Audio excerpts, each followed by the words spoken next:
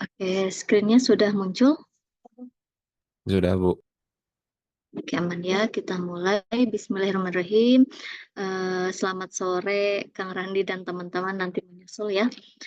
Ini sudah direcord. Nanti teman-teman bisa mengulang kembali materi yang disampaikan, yang kita diskusikan bersama ya.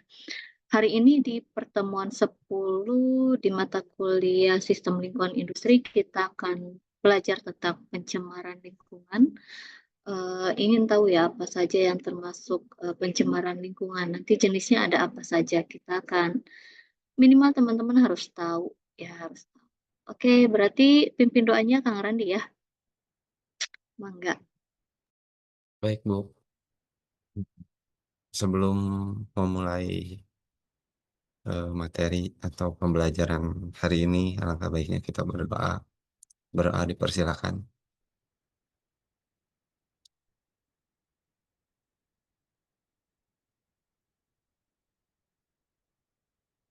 Berdoa dicukupkan. Mangga, Ibu. Oke, terima kasih ya. Semoga dimudahkan materinya. Memang terlalu banyak teori di sini ya. Tapi ya Bismillah lah gimana caranya kita sampaikan dulu teorinya. Eits.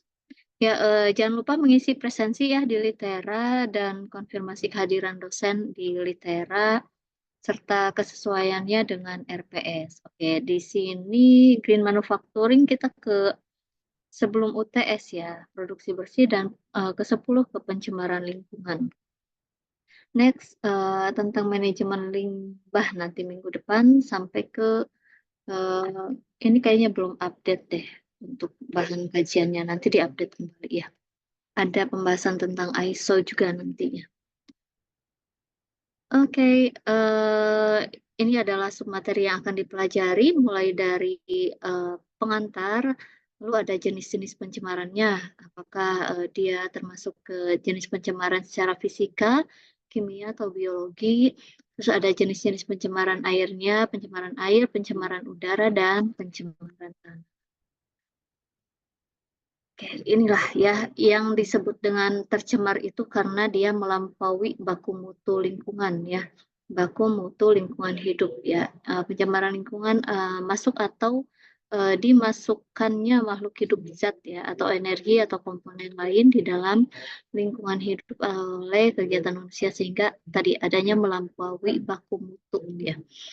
Oke, jadi setiap aktivitas itu pasti akan memberikan dampak. Nah, dampaknya terhadap lingkungan tentunya ya ada penurunan kualitas lingkungan hidup. Makanya di sini kita perlu tahu apa saja sih jenis-jenis pencemaran. Jangan-jangan kita tidak sadar kalau selama ini juga sudah berkontribusi di pencemaran lingkungan. Oke, ya, makanya untuk mengatasi pencemaran lingkungan ini ya sudah masuk ke Sustainable Development Goals, ada 17 goals ya.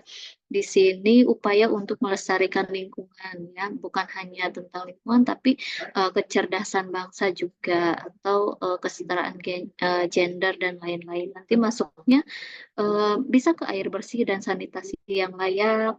Ada juga yang kehidupan sehat dan sejahtera kalau lingkungan kita bersih ya. Terus apalagi ada energi bersih dan terjangkau banyak masuknya ke beberapa kategori di Sustainable Development Goals SDGs. Oke, jadi kalau lingkungan hidup itu sudah tidak lagi memenuhi fungsi atau keperuntukannya ya, maka itu sudah bisa dikatakan kondisinya tercemar. Hal ini dapat terjadi karena adanya tadi tambahan zat asing. Misalkan kalau air sudah mulai berbau nih, mulai berasa apa ya? Kalau di sini mulai berasa kayak besi lah, gitu ya, misalnya. Oh, berarti airnya sudah ada kandungan besi yang melebihi batas, itu sudah termasuknya tercemar ya. Jadi berdasarkan zatnya, pencemaran ini bisa dibagi jadi tiga. Ada yang pencemaran fisika, kimia, dan biologi. Apa saja yang termasuk ke pencemaran fisika, kimia, dan biologi ya? Kalau fisika itu ya namanya juga fisik, berarti dia ada benda-benda fisik yang masuk, benda-benda berbentuk fisik, baik itu cair, padat, dan juga gas ya. Contoh yang pencemaran fisik itu contohnya adalah ada limbah deterjen, ada juga plastik ya, plastik yang masuk, terus logam-logam, kaleng, dan lain itu juga termasuk ke pencemaran fisik. Intinya ada benda, baik itu cair, padat, ataupun gas yang masuk ke dalam lingkungan tersebut. Kaca juga termasuk, karet juga ya. Kalau kimia, kimia itu yang masuk adalah zat kimianya. Bisa itu sifatnya organik ataupun anorganik. Contohnya, nah ada limbah senyawa logam dan juga logam berat. Deterjen, apa saja kandungan kimia di dalam deterjen ya. Nitrat, asam sulfat, atau radioaktif ya, minyak, pestisida ini termasuk ke pencemaran kimia. Kalau yang biologi, kalau yang biologi berarti ada masuknya mikrobiologi atau makhluk hidup yang mencemari di dalam media lingkungan. Contohnya kalau yang biologi ini ada bakteri, bakteri Escherichia coli ini ya, ada juga salmonella. Nah, kalau kita sudah tercemar salmonella misalnya, bisa aja diare atau bisa tipes gitu ya. Jadi ada bahan mikrobiologi yang masuk ke dalam lingkungan tersebut. Ini contoh jenis-jenis berdasarkan sifat zatnya, fisika, kimia, dan biologi. Oke, kalau tadi ya, nah jenis pencemaran dilihat dari media yang dicemari. Kalau tadi adalah jenis pencemarnya, sifat zat pencemarnya. Nah, kalau ini adalah media yang dicemarinya, bisa kemana saja ya pencemarannya.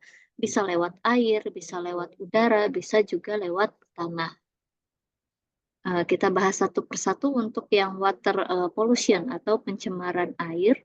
Nah, kalau pencemaran air ini masuk atau dimasukkannya makhluk hidup ataupun zat ataupun energi atau komponen lain ke dalam air oleh kegiatan manusia sehingga bisa melampaui baku mutu. Nanti di sini ada untuk mengukur seberapa bagus kualitas air itu ya, bisa dilihat dari BOD dan COD-nya.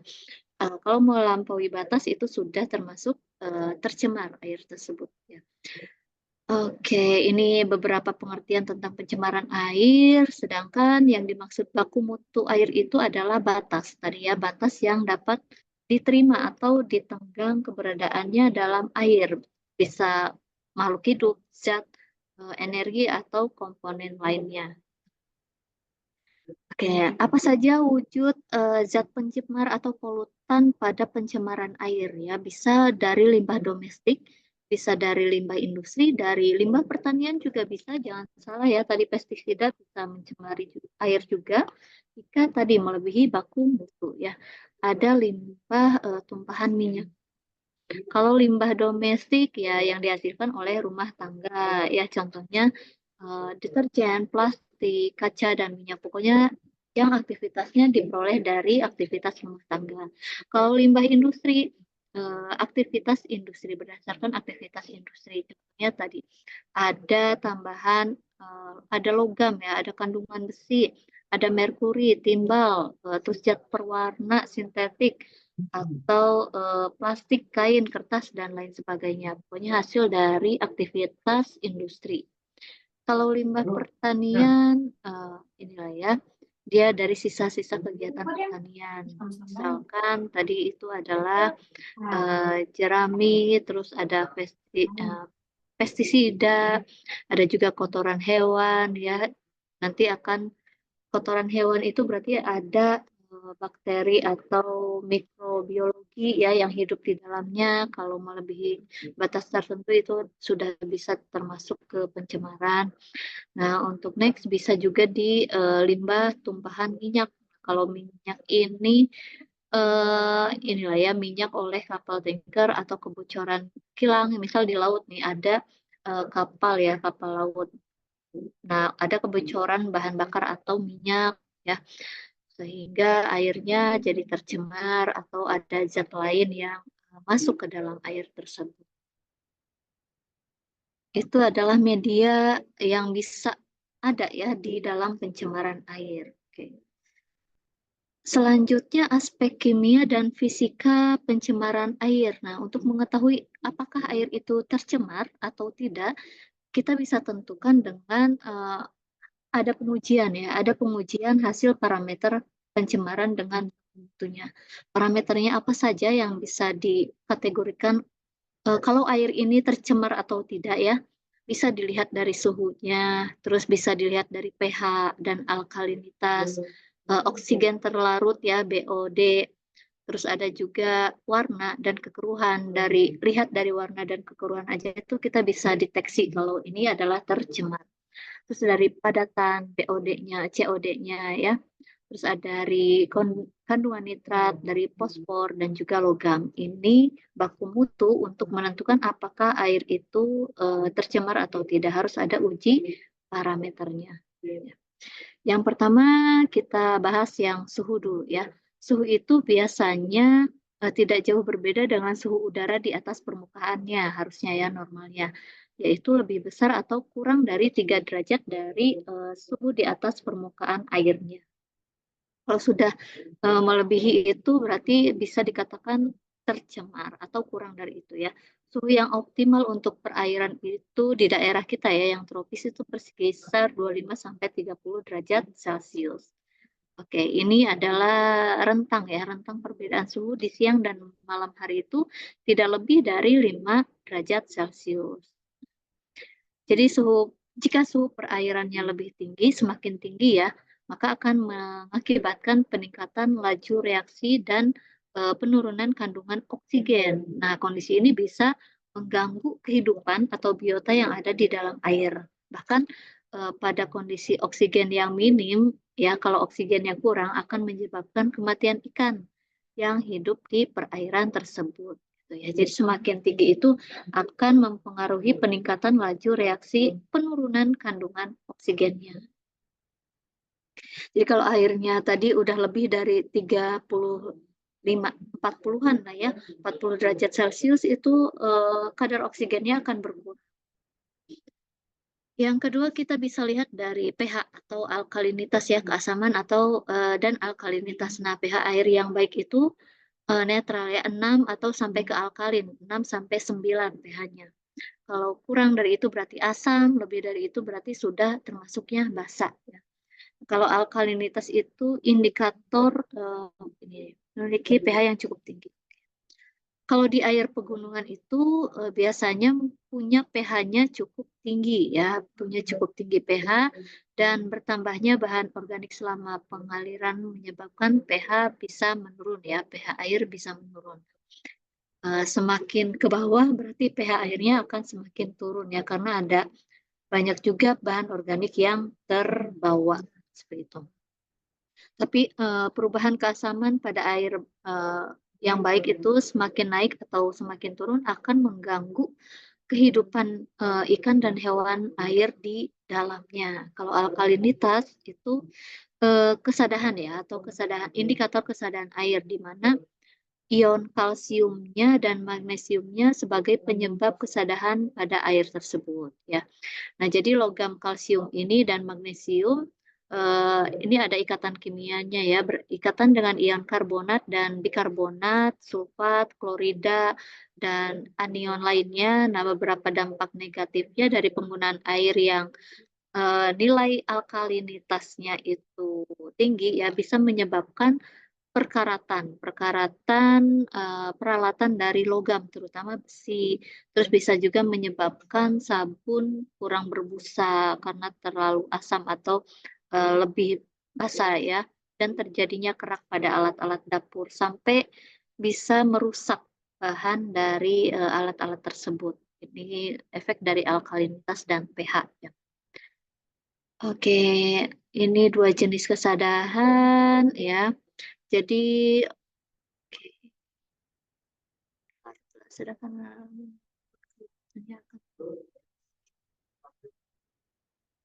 next ke oksigen terlarut ya. Kalau oksigen terlarut itu oke, untuk mempertahankan hidupnya memerlukan oksigen. Nah, semakin tinggi nanti oksigen yang terlarut dalam air itu akan semakin baik kualitas airnya. dan semakin baik pula kehidupan biota di dalam air. Nah, di sini untuk konsentrasi oksigen yang terlalu rendah menyebabkan ikan dan hewan air itu akan mati. Namun jika konsentrasi oksigen yang terlarut dalam airnya terlalu tinggi juga kurang baik ya, karena bisa korosi tadi, bisa korosi pada bahan-bahan peralatan, khususnya logam yang bersentuhan langsung dengan air tersebut. Jadi terlalu rendah pun tidak bagus, terlalu tinggi pun akan menyebabkan korosi. Next. Kalau dari warna dan kekeruhan nih, bisa dilihat dari warnanya juga dan juga tingkat kekeruhannya ya. Kalau air yang baik itu tidak memiliki warna dan tidak keruh. Kalau airnya mulai keruh, bisa coba disaring dulu ya. Berarti memang sudah ada tercemar di situ. Tapi selama dia tidak berbau ya, tidak berbau dan juga tadi tidak menyebabkan korosi, itu berarti masih aman. Bisa dilihat juga dari suhunya tadi ya. Terus kandungan besi yang tinggi di dalam air itu bisa menyebabkan air berwarna merah kecoklatan. Nah, di sini siapa yang air di rumahnya itu warnanya kok merah kecoklatan ya? Berarti di sini sudah tinggi kandungan besinya. Nah, kalau semakin coklat jika teroksidasi dengan udara dan adanya sinar matahari ini ya. Jadi semakin coklat kalau airnya keruh coklat berwarna merah itu sudah tinggi kandungan besinya. Jadi kalau airnya sudah keruh nih, misalkan ada air keruh ya, bisa lihat misal di kolam nih, kolam ikan, airnya bisa warna hijau, bisa warna coklat ya, keruh. Nah ini bisa menghalangi daya tembus cahaya matahari. Jadi kondisi ini biasanya banyak bahan organiknya juga, terus zat rendik dan lumpur terapung di dalam air itu atau melayang, sehingga nanti daya tembus cahayanya tidak sulit menembus ke dalam air. Jadi semakin keruh air ini akan semakin tinggi juga daya hantar listriknya, jadi mengakibatkan jumlah partikel padat dalam air semakin tinggi. Bagusnya yang jernih ya, yang tidak berwarna atau tidak keruh untuk jika dilihat dari warna dan kekeruhan. Nah, kalau dari padatan yang ada atau padatan yang terendap, padatan yang terlarut, dan juga yang tersuspensi. Jadi ada 3 jenis ya padatan itu, ada yang terendap, ada juga yang tersuspensi, ada yang terlarut. Kalau yang terendap ini berukurannya besar, jadi sudah bisa kita lihat secara langsung ya, berukuran besar dan berat, sehingga mudah mengendap jika air dibiarkan diam. Ya. Nah, jadi dia itu bisa menyumbat aliran sungai atau danau, bisa juga membuat perairan semakin dangkal dan mengganggu habitat ikan karena telur-telurnya bisa tertutup partikel dan gagal menetas. Selain itu, kalau dia padatan yang terendap bisa menghambat cahaya matahari masuk ke dalam air sehingga proses fotosintesis tumbuhan di dalam air akan terganggu. Yang mengakibatkan menurunnya kadar oksigen dalam air gitu. Jadi jangan banyak juga padatan terendapnya. Selanjutnya ada yang disebutnya dengan padatan tersuspensi. Nah, kalau yang tersuspensi ini lebih kecil daripada padatan yang terendap ya. Dia bisa berasal dari tanah liat serta bahan organik yang terkumpul. Jadi ini membuat airnya keruh dan dalam waktu yang lama sehingga membuat limbah industri juga dapat menghasilkan partikel koloid seperti protein ya. Oke, jadi kekeruhan akibat suspensi ini, padatan suspensi itu bisa diukurnya nanti dengan turbidimeter ya. Kalau di industri suka ada ya IPAL, instalasi pengolahan air limbah, misal ada ya, pasti punya turbidimeter untuk mengukur kekeruhan airnya. Next untuk padatan terlarut. Nah, kalau padatan terlarut paling kecil dari jenis padatan yang lainnya ya.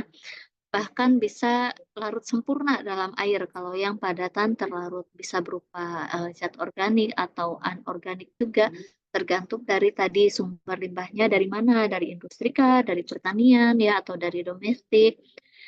Oke, kalau industri kimia itu contohnya bisa menghasilkan logam-logam berat ya. dan juga garam yang menyebabkan airnya sadah ya, airnya sadah atau basah.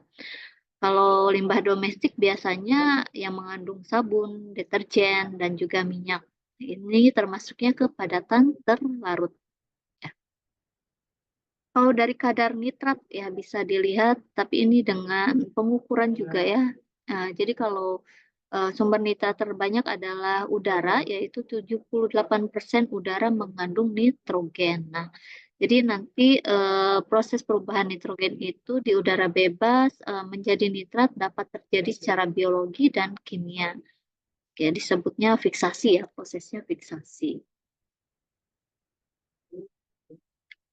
Kalau fosfor ya, fosfor itu sama dengan nitrogen di alam. Fosfor juga proses perubahannya membentuk ya, terbentuk dari sejawaan organik seperti ortofosfat, terus ada protoplasma dan senyawa organik hasil penguraian kotoran atau tubuh organisme.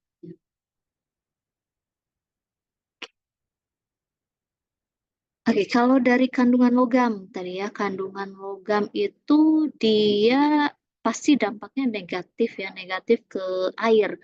Misalnya bisa terjadi perubahan warna. Selain warna, berbau juga kalau logam nih ya, berbau dan juga berubah rasanya. Nah, ini sangat berbahaya, bisa merusak ekosistem dan biota air yang ada ya di sini. Contohnya yang logam yang sangat berbahaya ya yang ada di dalam air itu merkuri ini dan timbal. Merkuri dan timbal. Nah, ada satu hewan ya. Kalau kalian sering makan kerang hijau, ya, kerang hijau itu dia bisa menyerap logam ya, menyerap logam yang ada di dalam air. Jadi kalau kalian makan kerang hijau, kandungan logamnya tinggi ya, jadi jangan sering-sering makan kerang hijau. Jadi ada beberapa biota air juga yang bisa menyerap kandungan-kandungan ini. Salah satu contohnya itu yang kerang hijau bisa menyerap logam. Hati-hati. Ada bisa menyerap merkuri, bisa timbal juga ya. Oke, kandungan maksimum di dalam air menurut WHO itu 0,0001 ppm per million ya. Oke, ini maksimal merkurinya 0,005 ppm. Oke, kalau timbal sama ya bisa mencemari air itu menyebabkan tadi adanya sumbernya bisa dari industri baterai ataupun aki, ada juga dari industri amunisi, pelapis kabel ya, pipa, solder, serta bahan pewarna juga ada yang mengandung timbal. Oke.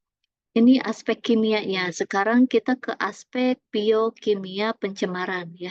Aspek biokimia itu kita mengukur tingkat pencemaran menggunakan parameter kimia melalui makhluk hidup ya. Pengukurannya tadi ada biochemical oxygen demand atau BOD dan juga chemical oxygen demand atau COD. Nah, ini yang paling banyak digunakan secara kimia ya, pengukurannya secara biokimia.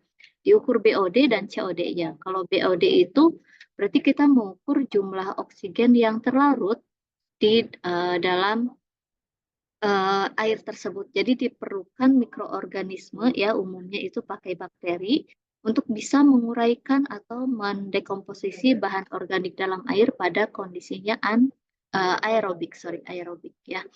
Nah, jadi kalau kandungan oksigennya rendah kan tidak bagus, kalau terlalu tinggi juga tidak bagus ya. Jadi berapa dong BOD-nya ya, BOD-nya ya. BOD-nya itu nanti pengukurannya itu ini ya. Jadi ada jumlah oksigen yang dikonsumsi oleh mikroba, jadi ditambahkan mikroba sebagai tanggapan terhadap masuknya bahan organik yang terdekomposisi. Nah, pengukuran nilai BOD-nya itu pada suhu 20 derajat Celcius dengan durasi penguraiannya 5-20 hari. Nah, dalam 5 hari oksigen yang dibutuhkan oleh mikroorganisme itu mencapai 60-70%.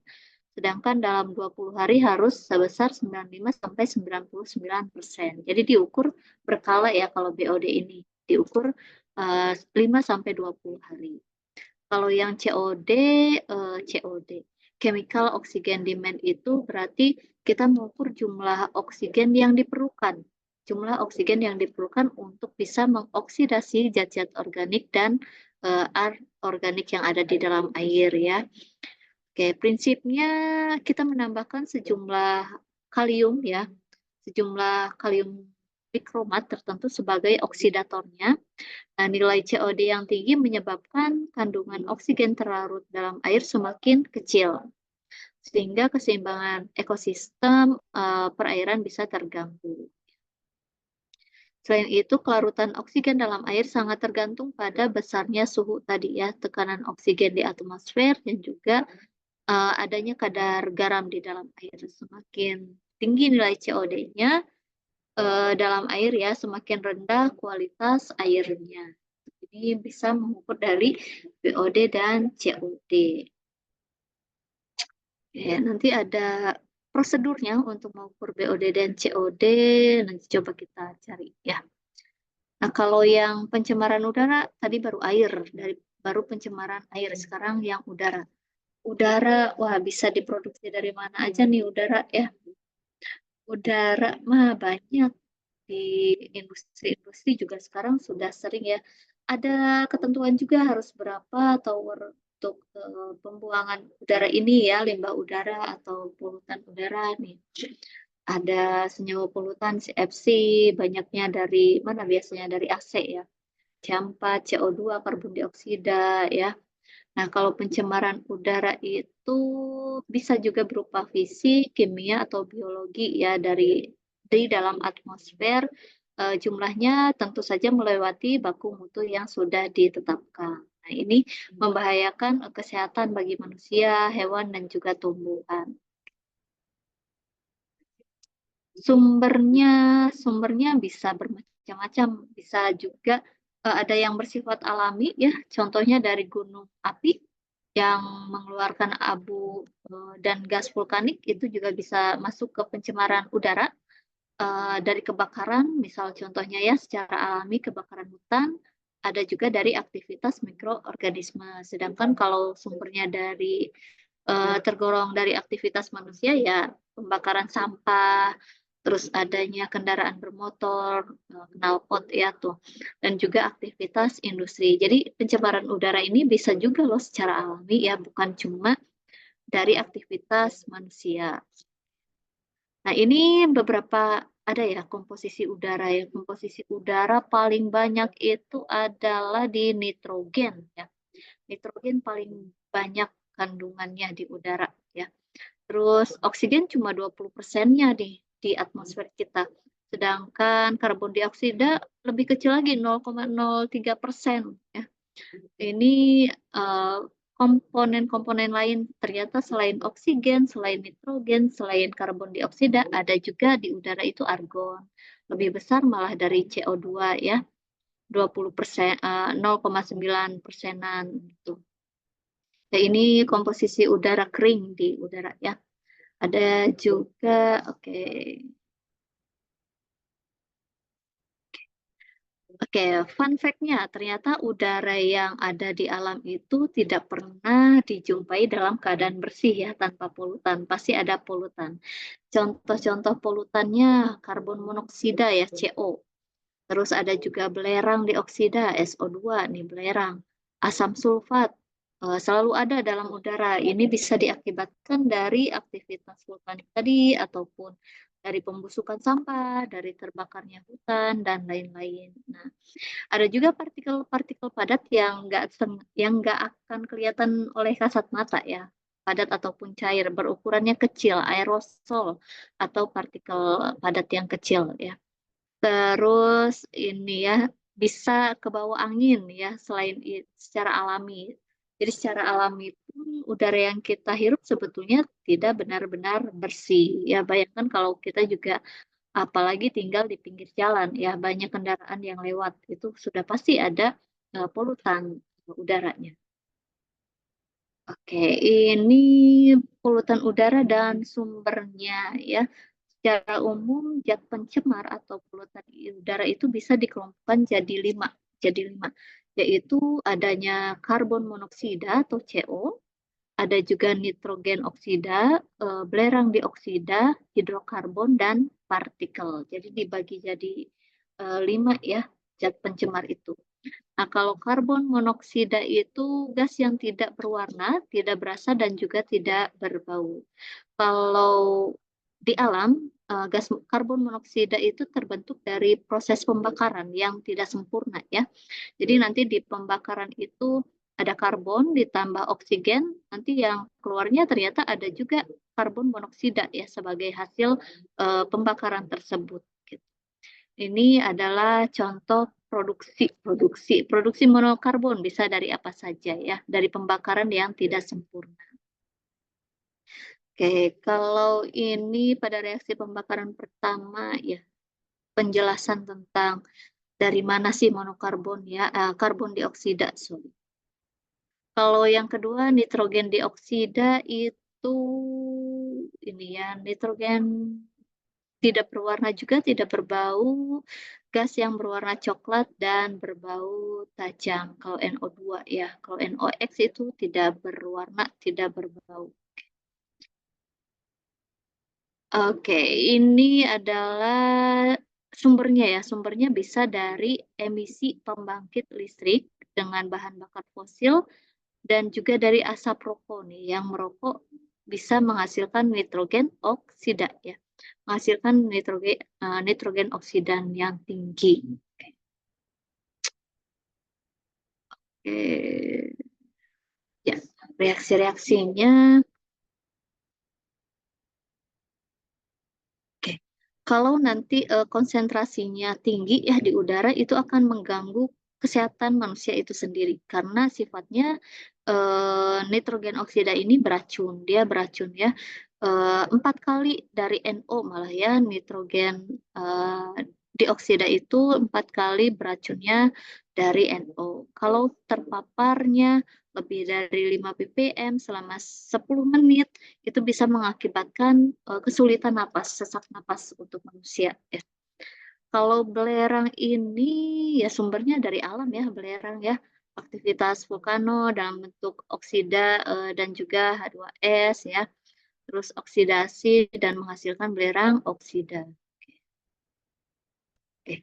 Kalau bereaksi dengan uap air akan menghasilkan asam sulfat. Nah, ini berbahaya bagi kesehatan manusia. Selain itu juga bisa menyebabkan korosi pada logam-logam yang terpapar. Nah, di sini dapat mengancam kehidupan air juga karena mengakibatkan pH airnya turun drastis ya. Bisa kurang dari 4 pH-nya dan menyebabkan kematian. Bisa iritasi juga ternyata iritasi pada tenggorokan kalau konsentrasi yang dihirup oleh manusianya itu lebih dari 5 ppm belerang. Berasa ya kalau di daerah pegunungan atau mana sih? Kalau di sini ada yang belerang Bu, itu kawah maaf, putih ya. suaranya hilang. Ah, masa?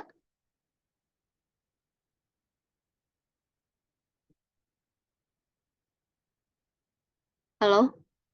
Suaranya udah ada.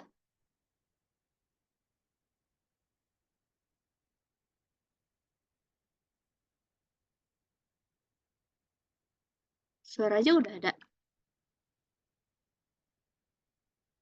Nah, tadi saya. Halo? Jackson? Cek, cek, cek. Iya, Bu. Oh, udah ada. Tadi nggak ada suaranya. Ada, Bu. Sekarang udah ada. Tadi tadi ada juga. Dari tadi juga ada suaranya. Loh, kata Randi nggak ada tuh. Sampai lepas Aman, headset Bu. nih. Aman ya. Berarti sound soundnya Randi tuh. Kenapa? Kaget dari tadi kita menjelaskan ya. Aman ya, Kang Daniel. Aman, Bu. Oke, Cuma lanjut sekarang ke emang hit. agak putus-putus, Bu. Agak putus-putus. Iya, kalau sekarang tadi aman sih. Tadi malah aman. Iya, Coba pakai headset lagi.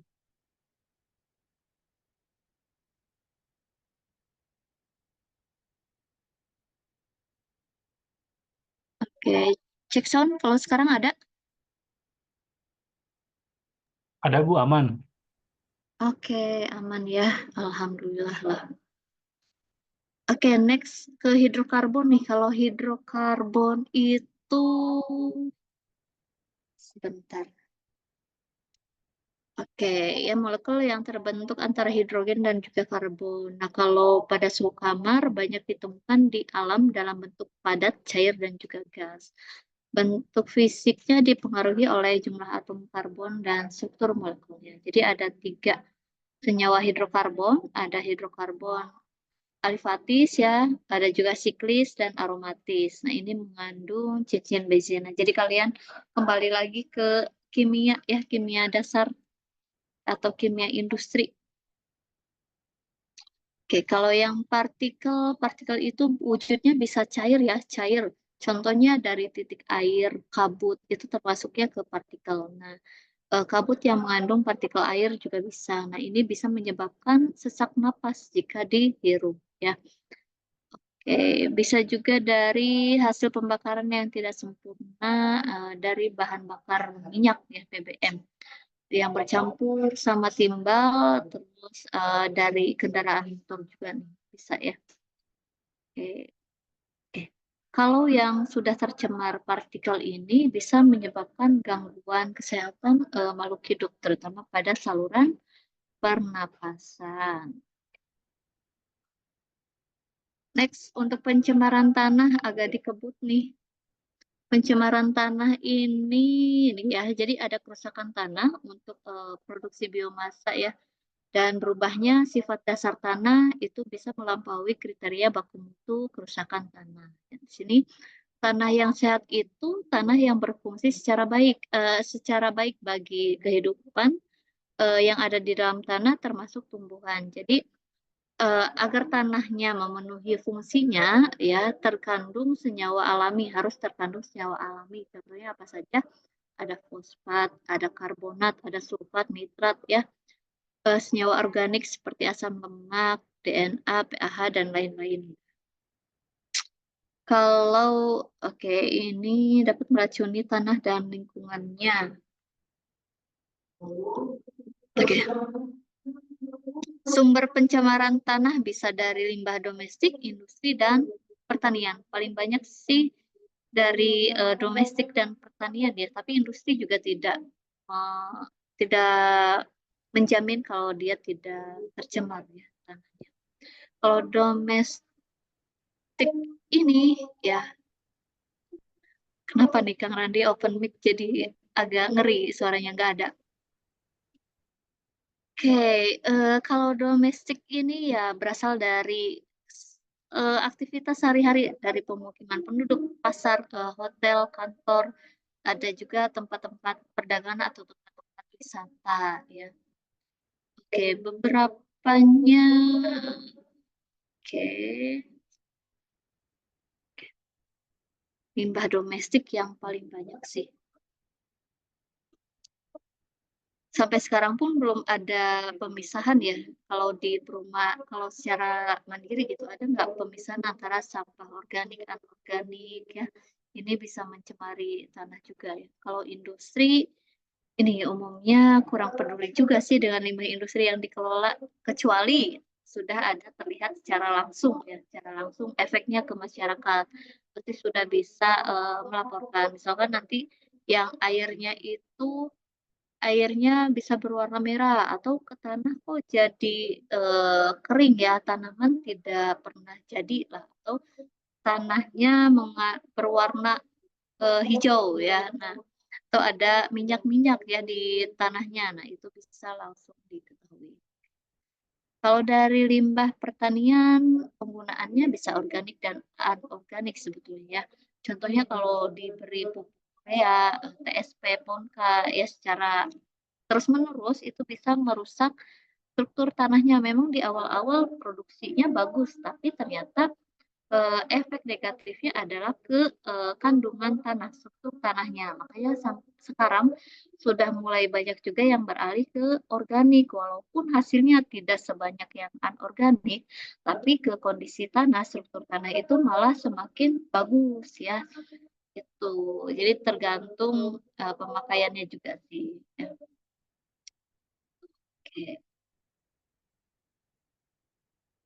Sangat banyak sih kalau pencemaran yang tanah ini bisa dimulainya dari kita harus sadar dulu untuk organik ya, organik dan juga bagaimana cara minimal mengurangi limbah. Mengurangi limbah, kalau kita mengelola limbah mungkin ya belum ranahnya kita, tapi minimal bagaimana sih mengurangi limbah minimal di area perumahan, di domestik dulu. Itu langkah kecil yang bisa kita coba lakukan ya. Tapi kalau misalkan nanti kan di tugas terstrukturnya ada harus analisis misalkan produksi bersih atau green manufactur. Bisa juga kalian analisis pengelolaan limbahnya di suatu industri itu ya, atau di tempat apa gitu ya. Di tempat kerja kalian juga bisa. Nanti deh dijelaskan untuk yang tugas terstruktur di minggu depan. Ya, karena belum bahas juga yang ISO, terus belum bahas juga LCA. Ya, intinya tadi kita sudah belajar kalau yang tercemar itu yang melampaui baku mutu lingkungan. Nanti kalian bisa lihat ya permennya, peraturan pemerintahnya, terus berdasarkan sifat zatnya itu bisa digolongkan jadi 3, ada fisika, kimia, dan biologi. Sedangkan dari media yang dicemari bisa pencemaran air, udara, dan juga tanah. Selalu ada yang biru. Oke, selesai teman-teman. Ada yang ingin ditanyakan atau didiskusikan?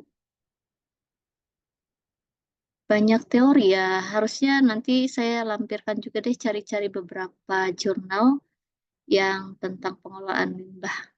Bisa cair, bisa udara, bisa juga tanah.